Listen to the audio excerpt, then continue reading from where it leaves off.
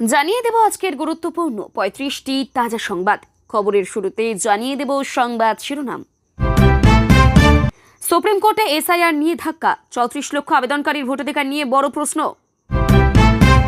Diamond হারবারের নাকা তল্লাশিতে উদ্ধার ১০ লক্ষ টাকা, আটক বিজেপির ২ নেতা।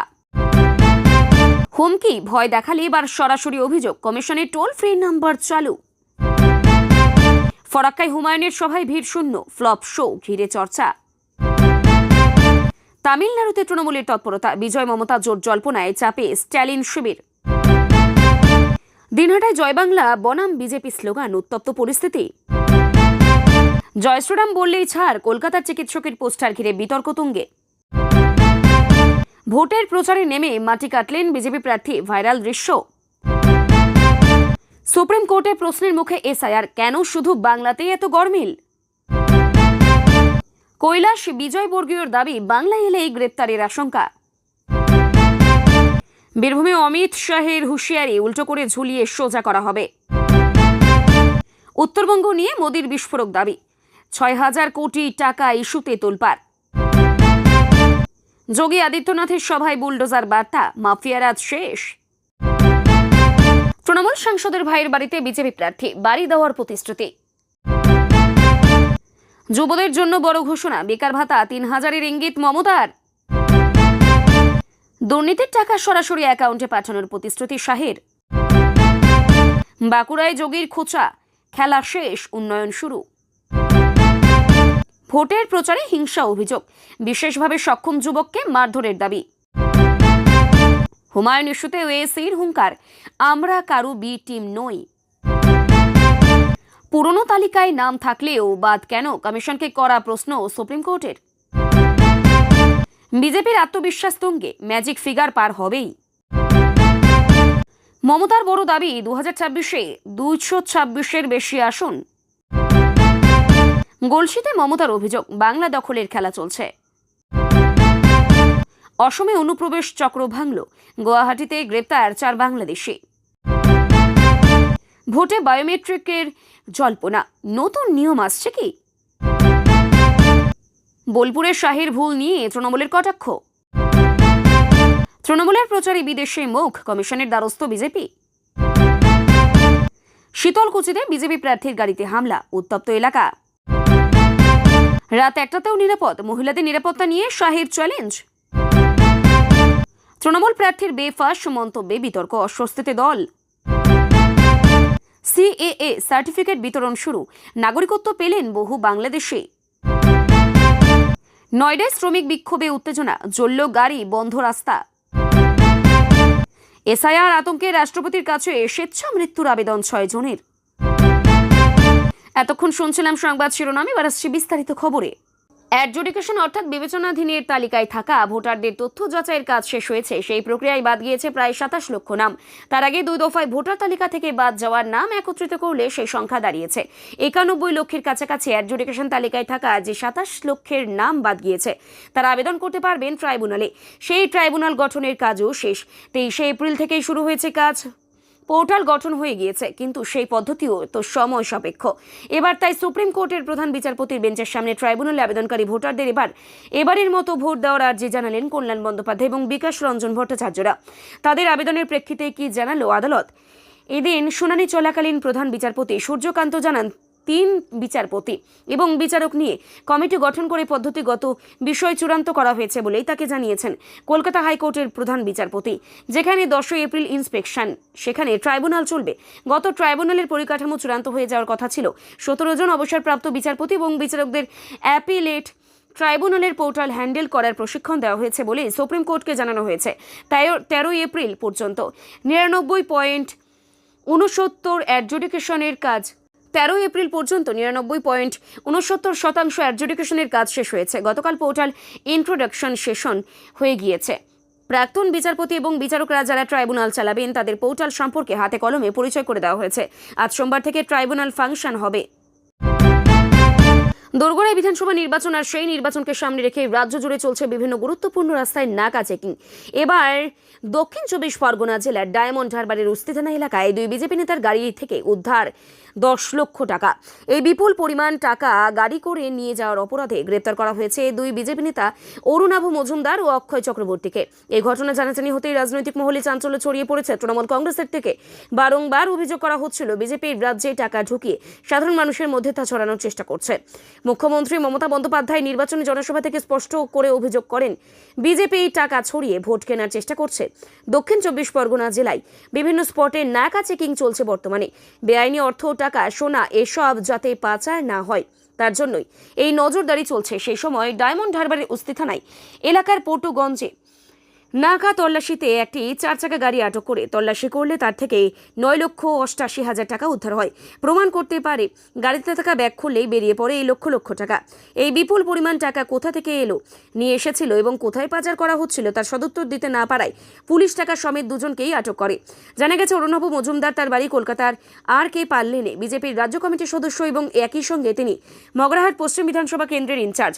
আটক অক্ষয় চক্রবর্তী মগরাহাট বিধানসভার বিজেপি কনভেনার, তার বাড়ি শ্রীচন্দার তপনায়। একই সঙ্গে গাড়ি চালককেও আটক করা হয়েছে।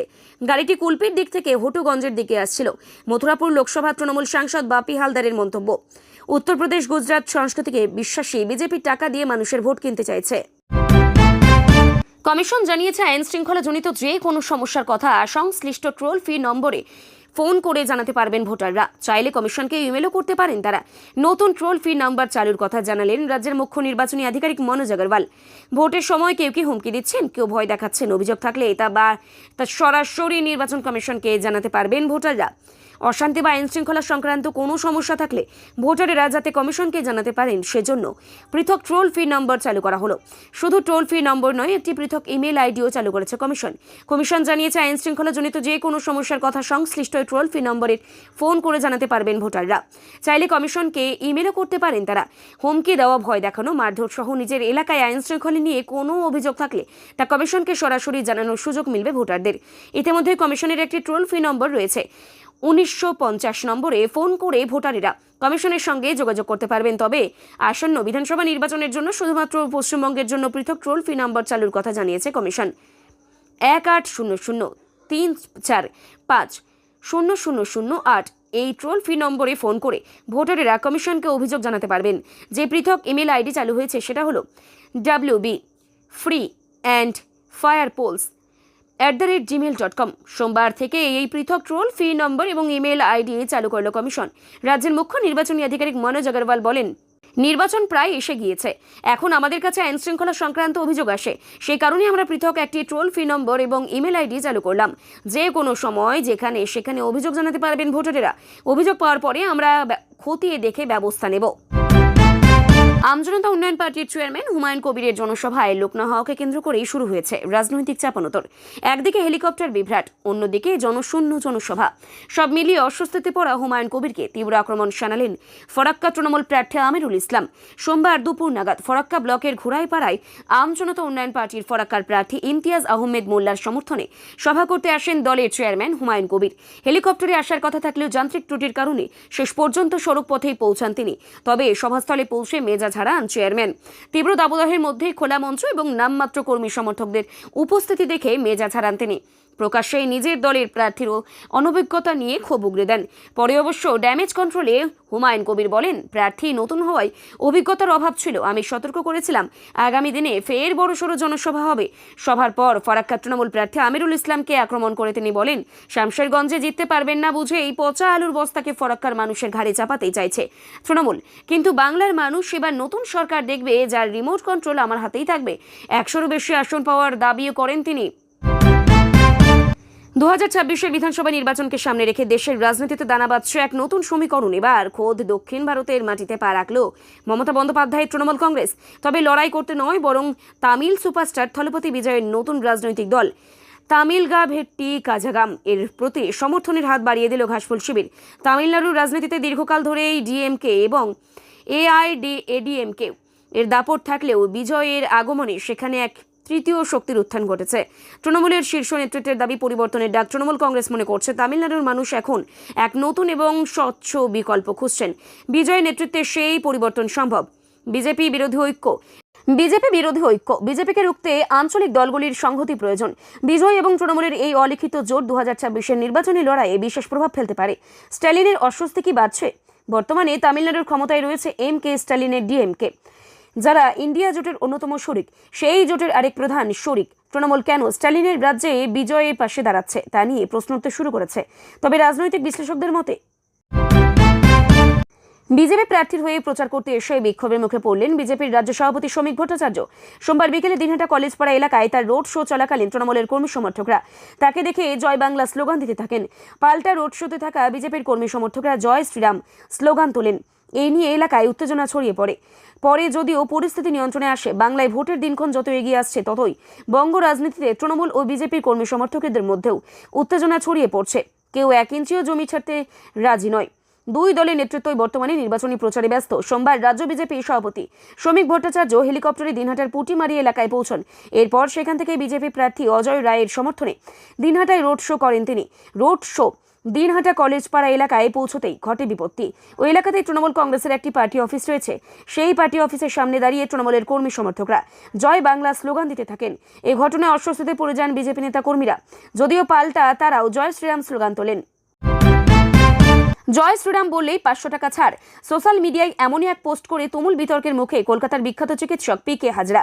যদিও চিকিৎসক গোটা বিষয়টির কোনো ভুল দেখছেন না, তার যুক্তি সকলের রাজনৈতিক মতাদর্শ থাকে, তার ক্ষেত্রে বিষয়টা সেই রকমই। বিষয়টি ঠিক কিনা? সম্প্রতি সোশ্যাল মিডিয়ায় একটি ছবি পোস্ট করেছেন চিকিৎসক পি.কে. হাজরা। বিতর্কের মুখে চিকিৎসকের যুক্তি, বিধানচন্দ্র রায় যদি চিকিৎসক হওয়া সত্ত্বেও রাজ্যের মুখ্যমন্ত্রী হতে পারেন, ডক্টর শান্তনু সেন যদি তৃণমূলের সাংসদ হতে পারেন, তবে তার পোস্টের সমস্যা কোথায়? তিনি আরো বলেন, জয় শ্রীরাম কোনো ধর্মীয় স্লোগান নয়, এটি রাজনৈতিক স্লোগান। সবাই নিজের মতো করে প্রচার করছে, আমি আমার পেশার মাধ্যমেই প্রচার ছাড়ছি।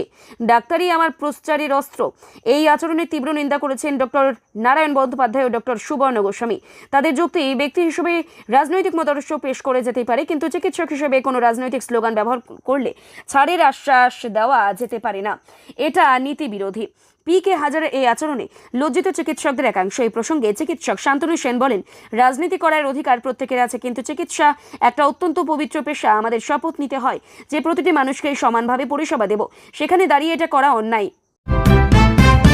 হাওড়া বিধানসভায় নির্বাচনী প্রচারে এক অভিনব ছবি তুলে ধরলেন বিজেপি প্রার্থী ভাস্কর মণ্ডল। প্রচারের ফাঁকে গ্রামবাসীদের সঙ্গে মাটি কাটার কাজে হাত লাগালেন তিনি। জানিয়ে বিজেপি প্রার্থীকে নিয়ে শুরু হয়েছে তরজা। সোমবার 13 এপ্রিল বসিরহাটের হাড়ুয়া বিধানসভার হাদিপুর ঝিকরা 2 নম্বর গ্রাম পঞ্চায়েতের রাজিনগরে প্রচারে গিয়ে ভাস্কর মণ্ডল সরাসরি সাধারণ মানুষের সঙ্গে মিশে যান। একটি বাড়ি তৈরির জন্য মাটি কাটার কাজ করছিলেন কয়েকজন শ্রমিক। সেই দৃশ্য দেখে তিনি দূরে থাকেননি, নিজেই কোদাল হাতে নিয়ে কাজে নেমে পড়েন। আর এই ঘটনাকে কেন্দ্র করে এলাকায় ব্যাপক চর্চা শুরু হয়েছে, কারণ ভোটের ময়দানে প্রার্থীর এমন সরাসরি অংশগ্রহণ সচরাচর দেখা যায় না। এই মানবিক মুহূর্তকেই রাজনৈতিক বার্তায় রূপান্তর করেন তিনি। বক্তব্য রাখতে গিয়ে গ্রামবাসীদের উদ্দেশ্যে বলেন, আমরা হিন্দু মুসলিম ভেদাভেদ না করে সকলের কাছে যাচ্ছি। মানুষ এখন বুঝতে পারছে কারা তাদের পাশে আছে, কারা শুধু ভোটের সময় আসে। পাশাপাশি এলাকায় ভাঙাচোরা রাস্তা, অপর্যাপ্ত পরিষেবা ও উন্নয়নের অভাবের কথা তুলে ধরেন। ভাস্কর মণ্ডলের বক্তব্যে স্পষ্ট, তিনি সংখ্যালঘু ভোট ব্যাংকের প্রভাব ফেলতে চাইছেন। তার দাবি, এবার মানুষ পরিবর্তনের পক্ষে রায় দেবে এবং ভারতীয় জনতা পার্টিকে বেছে নেবে। মাঠে নেমে মাটি কাটা থেকে শুরু করে বাড়ি বাড়ি গিয়ে প্রচার, সব মিলিয়ে হারোয়ার ভোট যুদ্ধে ভাস্কর মণ্ডলের প্রচার যে এক নতুন মাত্রা পাচ্ছে তা বলাই যায়।